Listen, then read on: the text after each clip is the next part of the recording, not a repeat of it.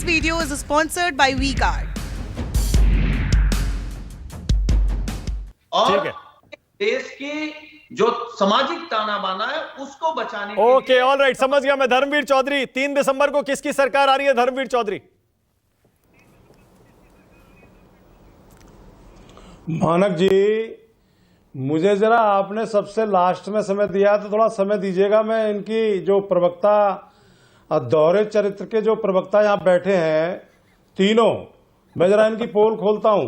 हाँ, खोलिए खोलिए। अभी सुनील भाई साजन एक लंबा प्रवचन देके गए। हाँ, तो ये बीजेपी की बी टीम है।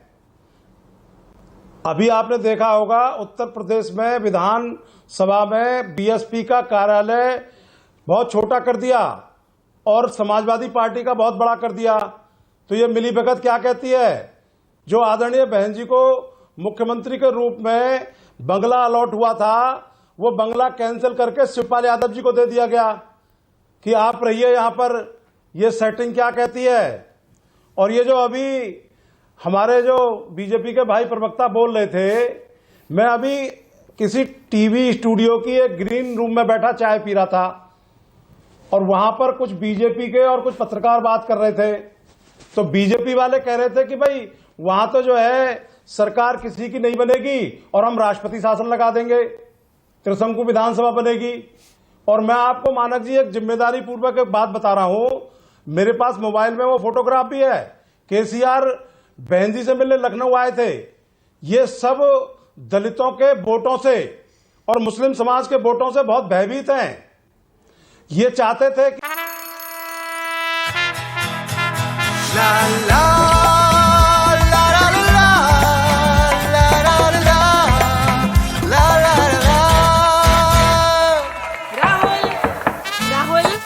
तन के साथ मन को जगाओ वी-गार्ड वाटर हीटर्स के संग। वी-गार्ड। बहन जी इनको वहां समर्थन करें, लेकिन बहुजन समाज पार्टी चूंकि देश की तीसरे नंबर की बड़ी पार्टी है और भाई आरएस परवीन वहां पर हमारे मुख्यमंत्री के कैंडिडेट हैं, ये उनसे बहुत भयभीत हैं और इनको अपने आचरण में भाई परवीन को सम्मिलित करना चाहिए।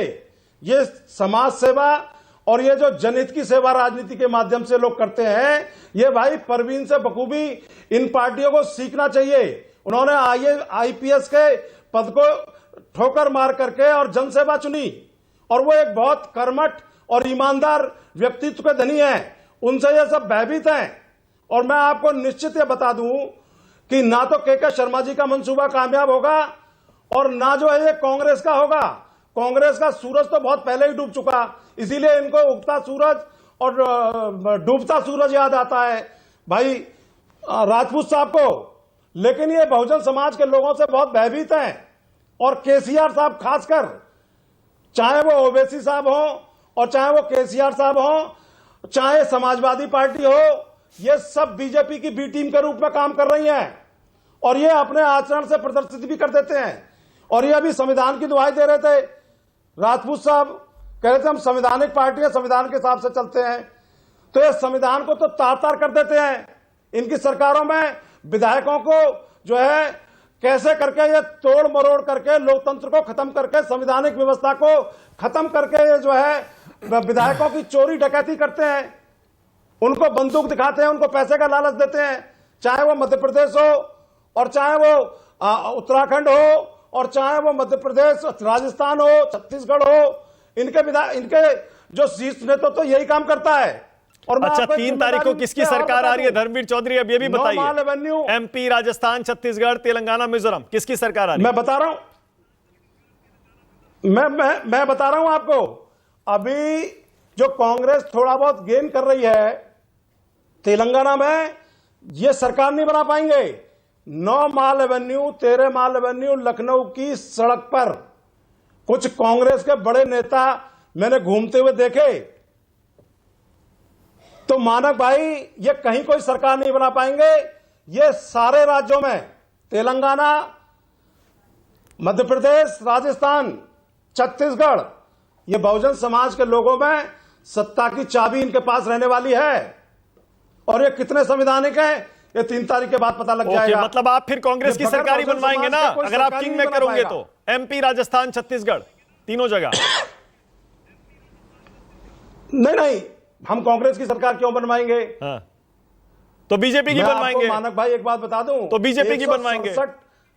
167 मुझे तो बोलने दीजिए, 167 एमएलए बीजेपी के थे और 67 एमएलए बीएसपी के थे। हाँ। उत्तर प्रदेश में एक बार, और सरकार 67 एमएलए की बनी थी, बहन जी सीएम बनी थी। हाँ। 167 वाली नहीं बनी थी। हाँ, अच्छा, तो मतलब आप कह रहे हैं बीएसपी का सीएम बनेगा? सरकार बहुजन समाज के लोग बनाएंगे। आप कह रहे हैं एमपी, राजस्थान, छत्तीसगढ़ में बीएसपी का सीएम बनेगा?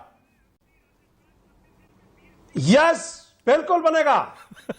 भाई परवीन तेलंगाना में मुख्यमंत्री की पद की शपथ लेंगे, ये भी मैं आपको बता रहा हूं। मुझे नहीं पता कि आप इस समय न्यूज 24 की स्क्रीन धर्मवीर चौधरी देख पा रहे हैं या नहीं देख पा रहे हैं, लेकिन आपके इस दावे पर इस पैनल में मौजूद हर शख्स हंस रहा है कि मध्य प्रदेश, राजस्थान, छत्तीसगढ़ में बीएसपी का सीएम बनेगा। कमाल करते हैं आप, ये तो कमाल ही करते हैं। ये तो अपने कर्मों पे हंसे।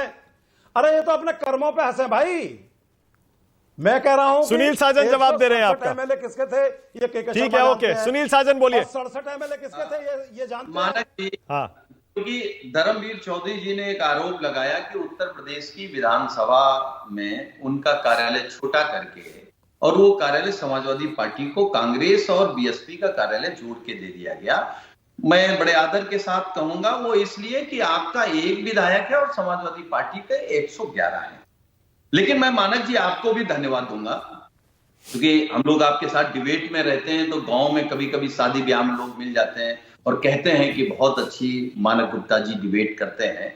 आज के बाद वो ये जरूर कहेंगे कि आखिरी में वो कपिल शर्मा के शो को भी फेल करते हैं। अब इससे ज्यादा मैं क्या बोलूं? क्या, किसको फेल करते हैं? क्या बोले सुनील साजन? मैंने कहा कि आखिरी समय हाँ, कपिल शर्मा का शो भी फेल करते हैं मानक। अरे मैं क्या करूं, अब बताओ मैंने क्या किया इसमें? धर्मवीर चौधरी दावा ही ऐसा कर रहे हैं, बताइए। इसमें मुझे कुछ करना ही नहीं था। मैंने तो बात पकड़ी उनकी। वो कह रहे हैं किंग मेकर बनेंगे, फिर बोले कि नहीं देखिए मायावती सीएम बनी थी कम एमएलए के बावजूद। वो कह रहे हैं हमारा सीएम बनेगा। धर्मवीर चौधरी जी हमारे बड़े हैं, वो बहुत नाराज दिखते हैं, लेकिन पता नहीं किस सपने में देख रहे थे कि कांग्रेस घूम रही है उनके घर के आसपास, या वो किन किन राज्यों में। मैं भी फिर कुछ बोलूंगा तो आप कहेंगे देखिए मैं चिढ़ा रहा हूं। हाँ, देखिए आपने कई बार कहा कि आप किधर हैं। हाँ, शर्मा के शो में वो दो लड़कियां आती हैं, चिंकी मिंकी, कहती हूं मैं चिंकी, इसका पता नहीं। तो आपके हर सवाल पे वो यही कर रहे थे। अब मैं कुछ बोलूंगा नहीं। अच्छा ठीक है। This video is sponsored by WeGuard.